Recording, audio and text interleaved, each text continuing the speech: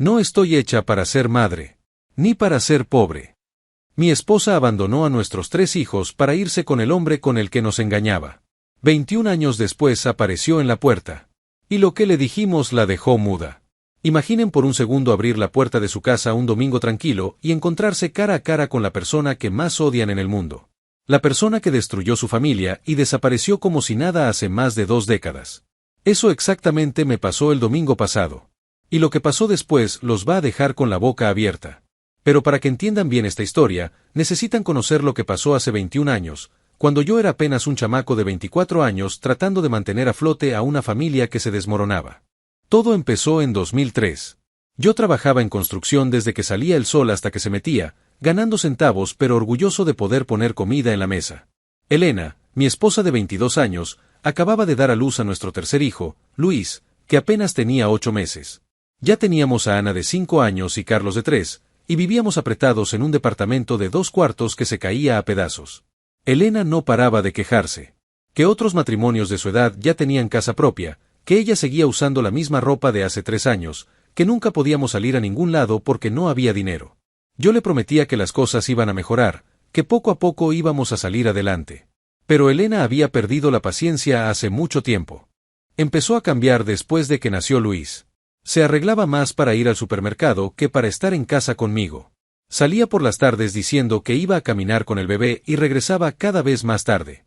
Cuando le preguntaba dónde había estado, Elena explotaba y me gritaba que era un machista controlador que no la dejaba ni respirar. Un día noté que Luis olía a colonia cara cuando Elena regresaba de sus paseos. Una colonia que yo definitivamente no podía comprar con mi sueldo de construcción. La bomba explotó un jueves por la tarde. Llegué temprano del trabajo porque se había dañado una máquina en la obra. Subí las escaleras pensando en sorprender a Elena, tal vez ayudarle con los niños. Cuando abrí la puerta de mi departamento, escuché voces que venían del cuarto. La voz de Elena riéndose. Y otra voz que no reconocí. Caminé despacio por el pasillo. La puerta del cuarto estaba medio abierta. Y ahí los vi. Elena en nuestra cama matrimonial con un tipo en traje que parecía recién salido de una oficina elegante. Luis estaba en su cuna al lado de la cama, como si nada. Pateé la puerta y grité como un loco. Ana y Carlos salieron corriendo de su cuarto llorando y gritando. El tipo se vistió más rápido que un bombero y salió disparado sin ni siquiera mirarme a la cara. Pero Elena no mostró ni una pizca de vergüenza. Se quedó ahí parada con su bata puesta, mirándome como si yo fuera el problema. Y entonces me dijo algo que nunca voy a poder olvidar: Miguel, este bebé tal vez ni sea tuyo. Y la verdad es que no me importa. No estoy hecha para ser madre, ni para ser pobre. Esas palabras me pegaron como un martillazo en el pecho. Mi esposa, la madre de mis hijos, me estaba diciendo la cara que prefería abandonar a 3 niños pequeños antes que seguir viviendo sin dinero. Ahí fue cuando me di cuenta de que Elena había estado engañándome durante todo el embarazo. Luis podría no ser mi hijo. Y a ella no le importaba destruir a 3 niños con tal de escapar de la pobreza. Esa noche Elena empacó una maleta mientras los niños lloraban en su cuarto haciendo como que dormían. Se llevó todos los ahorros que teníamos guardados en una lata de café y me dejó una nota sobre la mesa de la cocina. La nota decía: es mejor para todos. Cuida bien a los niños. Y así nomás se fue. Sin mirar atrás. Dejándome con 3 niños pequeños y la duda de si el más pequeño era realmente mío. Lo que vino después fue un infierno. Ana me preguntaba todos los días cuándo iba a regresar mamá. Carlos se hacía pipí en la cama todas las noches del estrés.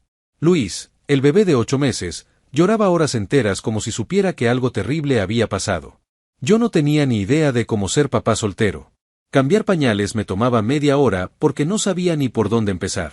Los niños desayunaban cereal con leche todos los días porque era lo único que yo sabía preparar. Ana, pobrecita, con solo 5 años me ayudaba a vestir a Carlos antes de salir corriendo a la guardería. Las noches eran lo peor.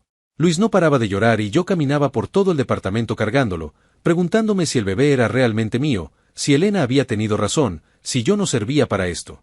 Empecé a tomar. Primero una cerveza después del trabajo para calmar los nervios.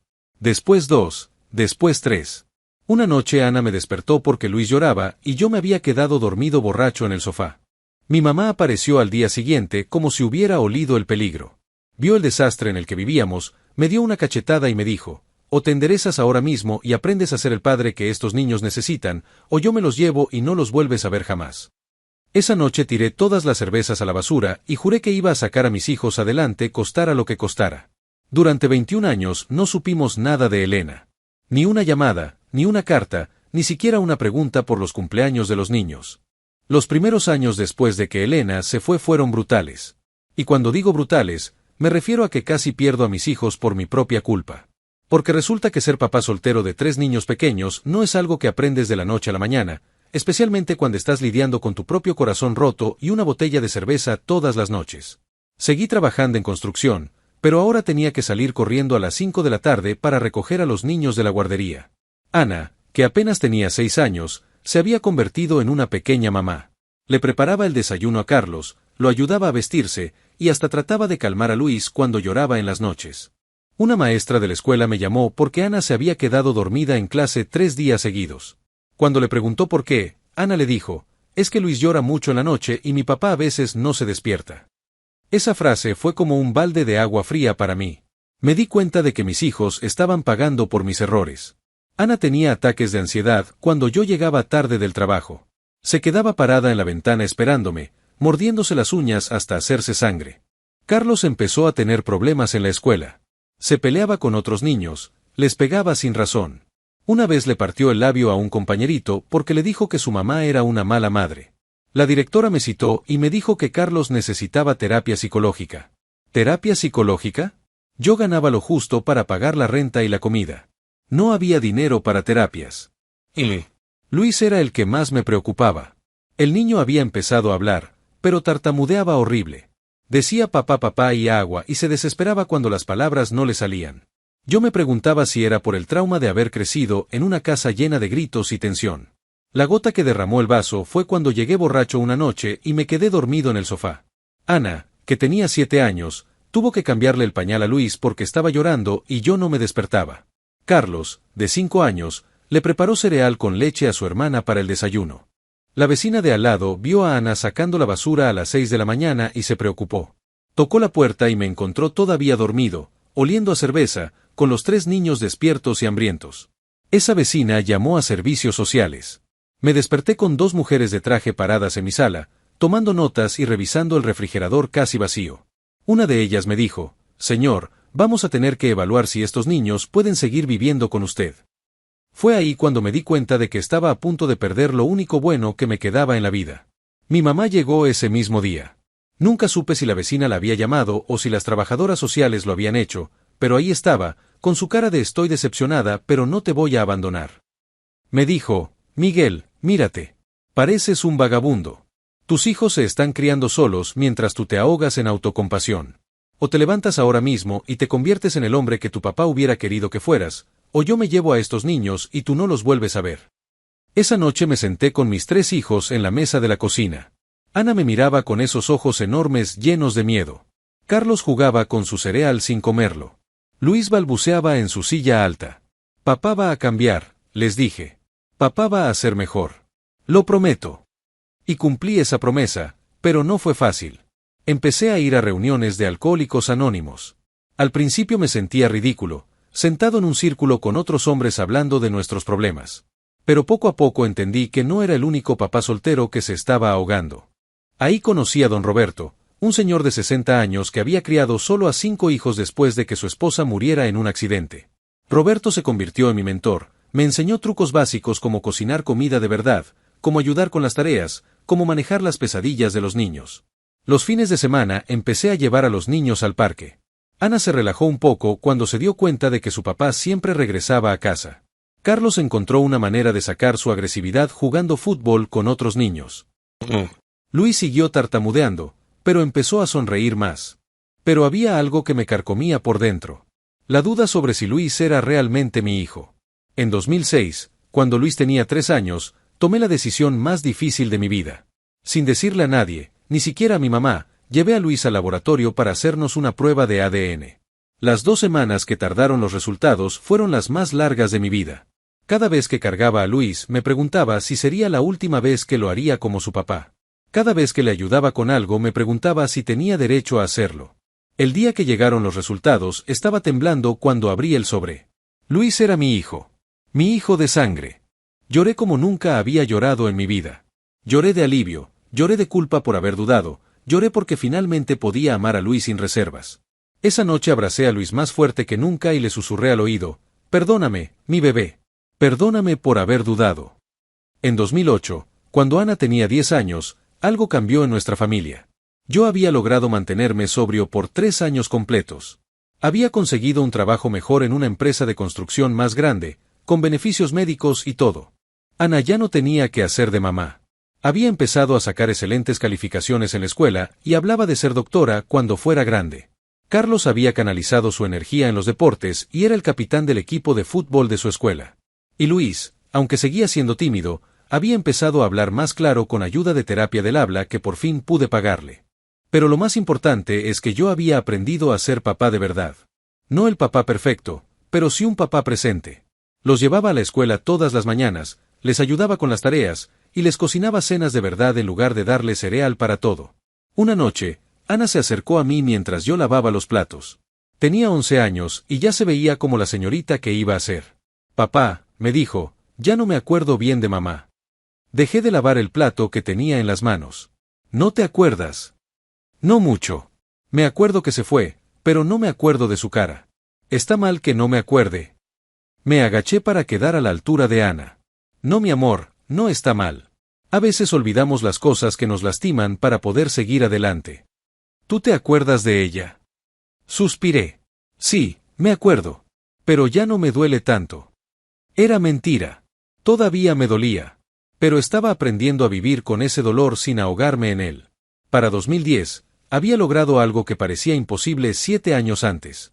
Mis hijos estaban bien. No perfectos, todos cargábamos cicatrices de lo que había pasado, pero estábamos bien. Y yo también estaba bien. Lo que no sabía es que lo más difícil todavía estaba por venir. Déjenme contarles lo que pasó cuando Elena tocó mi puerta. El día que mi mundo se volvió a poner patas arriba. Eran las 3 de la tarde y yo estaba viendo el fútbol en la televisión. Carmen, mi novia de 2 años, estaba en la cocina preparando almuerzo. Ana había venido a visitarnos con su novio nuevo. Carlos estaba en el patio trasero arreglando su motocicleta. Luis estudiaba en su cuarto para un examen de la universidad. Una familia normal. Una familia feliz. Sonó el timbre. Carmen gritó desde la cocina: Miguel, ¿puedes abrir? Debe ser el vecino que viene por la herramienta que le presté. Me levanté del sofá, caminé hacia la puerta y la abrí sin mirar por la mirilla. Y ahí estaba ella. Elena. Mi ex esposa. La madre de mis hijos. La mujer que nos había abandonado hace exactamente 21 años, 3 meses y 15 días. No voy a mentir. Me quedé completamente paralizado. Como cuando ves un accidente de carro y no puedes apartar la vista aunque no quieras mirar. Elena se veía vieja. Demacrada. Tenía 43 años pero aparentaba 55. Su pelo, que antes era negro brillante, ahora era gris y opaco. Estaba flaca, pero no de manera saludable. Flaca como cuando estás enfermo. Hola Miguel, me dijo con una voz que apenas reconocí. Yo seguía ahí parado como idiota, sin poder decir ni una palabra. ¿Puedo pasar? Necesito hablar contigo. Con todos ustedes. Fue cuando escuché los pasos de Carmen detrás de mí. Miguel, ¿quién es? Elena miró a Carmen y después me miró a mí. ¿Ella es? Sí, logré decir finalmente. Ella es Carmen. Mi novia. Carmen se acercó y me puso una mano en el hombro. Creo que sintió que yo estaba temblando. Mucho gusto, yo soy Carmen. ¿Y ustedes? Elena sonrió de una manera triste. Soy Elena. La ex esposa de Miguel. La madre de Ana, Carlos y Luis. El silencio que siguió fue ensordecedor. Carmen apretó mi hombro más fuerte. Ana apareció de la sala con una cara de confusión total. Papá, ¿qué pasa? ¿Por qué están todos? Ana vio a Elena y se quedó helada. Mamá, susurró. Y ahí fue cuando todo se desmoronó. Carlos llegó del patio con las manos sucias de grasa, riéndose de algo. Cuando vio a Elena se le borró la sonrisa de la cara completamente. No puede ser, dijo. No puede ser que seas tú. Luis salió de su cuarto con audífonos puestos, pero se los quitó cuando vio que todos estábamos parados en la entrada como estatuas. ¿Qué pasa? ¿Quién es ella? Elena lo miró con lágrimas en los ojos. Soy tu mamá, Luis. Luis me miró a mí, después a Elena, después otra vez a mí. No tengo mamá. Carmen es mi mamá. Esas palabras le pegaron a Elena como una cachetada. Vi cómo se le llenaron los ojos de lágrimas. Carmen, que es una santa, fue la primera en reaccionar. ¿Por qué no pasan todos a la sala? Creo que necesitan hablar. Nos sentamos todos en la sala. Elena en el sofá individual. Carmen y yo en el sofá grande. Ana, Carlos y Luis en las sillas, como si fueran jueces en un tribunal. Elena se secó las lágrimas y nos miró a todos. Sé que tienen muchas preguntas. Sé que me odian. Y tienen todo el derecho. ¿Por qué vienes ahora?, le preguntó Ana directamente. Mi niña, que ya tenía 26 años, había heredado mi carácter directo. Elena suspiró. Porque estoy enferma. Muy enferma. Ahí fue cuando nos contó toda la verdad. Rodrigo, el contador con el que se había ido, la había dejado hace 3 años. Resulta que él tampoco quería comprometerse a largo plazo. La usó mientras le convenía y después se consiguió una mujer más joven. Elena había trabajado durante todos estos años como secretaria en diferentes oficinas, ganando poco y ahorrando menos. Nunca se había casado otra vez. Nunca había tenido más hijos. Rodrigo tenía problemas de fertilidad, nos dijo. Nunca pudimos tener hijos juntos. Y cuando se dio cuenta de que yo ya no podía darle hijos porque me había hecho la ligadura después de Luis, empezó a perder el interés. Carlos se rió con amargura. ¡Qué irónico! Te fuiste por dinero y por no querer ser madre, y terminaste sin dinero y sin hijos. Elena lo miró con dolor. Lo sé y me arrepiento todos los días. ¿Te arrepientes?, le preguntó Ana. ¿Te arrepientes o necesitas algo de nosotros? Elena bajó la mirada. Las dos cosas. Y ahí fue cuando nos soltó la bomba real. Elena tenía cáncer. Cáncer de mama, etapa 4. Los doctores le habían dado entre 6 meses y 1 año de vida. No tengo a nadie más, nos dijo llorando. Mi hermana murió hace 2 años. Mis papás murieron sin hablarme otra vez. Rodrigo no me contesta las llamadas. Ustedes son mi única familia. Carmen me apretó la mano. Yo sentía como si me hubieran puesto el mundo encima de los hombros. ¿Y qué quieres de nosotros?, le preguntó Carlos con frialdad. Elena nos miró a todos con desesperación. Quiero conocer a mis nietos antes de morirme. Quiero que me perdonen.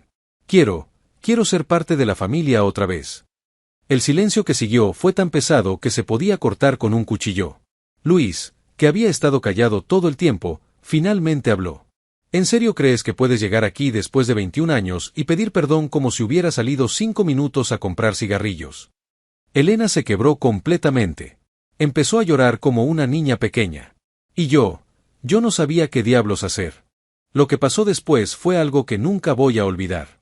Mis hijos, los niños que Elena había abandonado cuando eran pequeños e indefensos, se convirtieron en los adultos más fuertes que he conocido en mi vida. Ana fue la primera en hablar. Se limpió las lágrimas, se enderezó en su silla y miró a Elena directo a los ojos.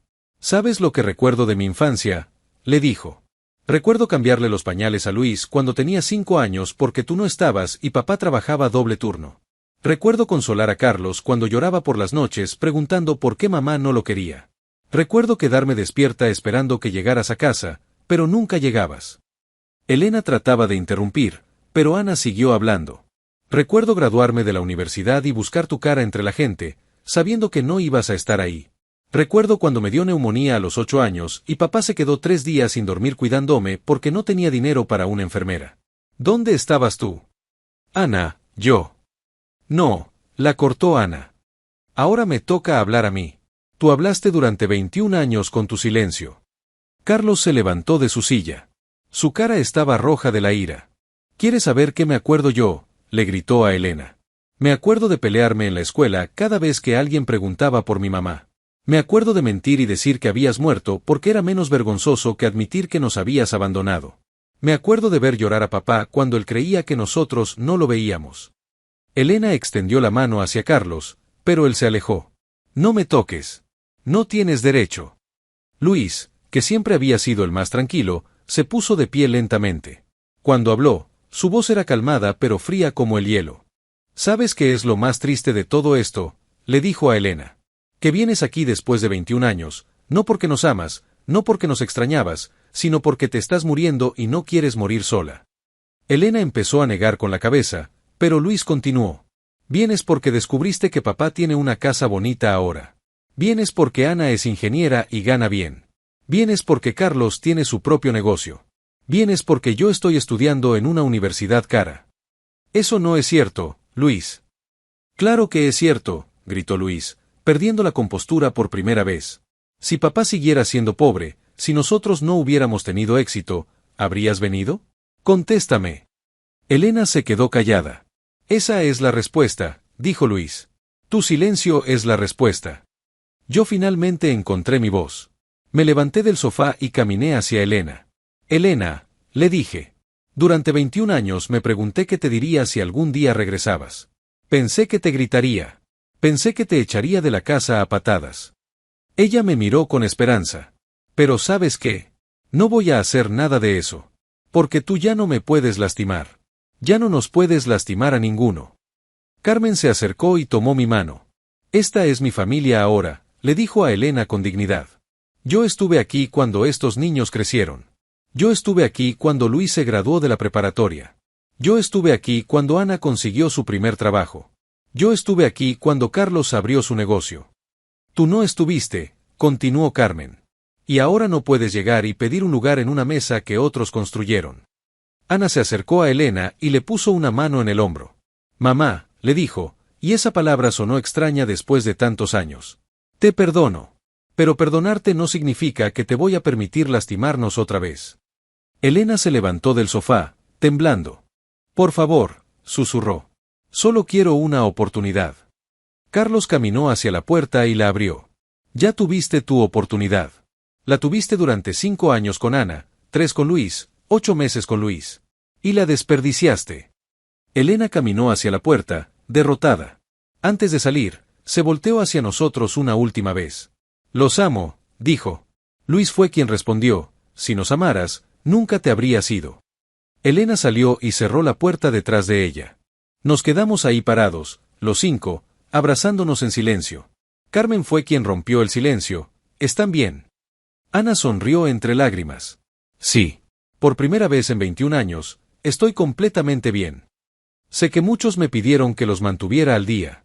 Elena murió hace 2 semanas. El cáncer avanzó más rápido de lo que los doctores esperaban. Ana fue al funeral. Carlos y Luis no. Yo llegué 5 minutos tarde a propósito. Encontramos algo en el departamento donde vivía Elena.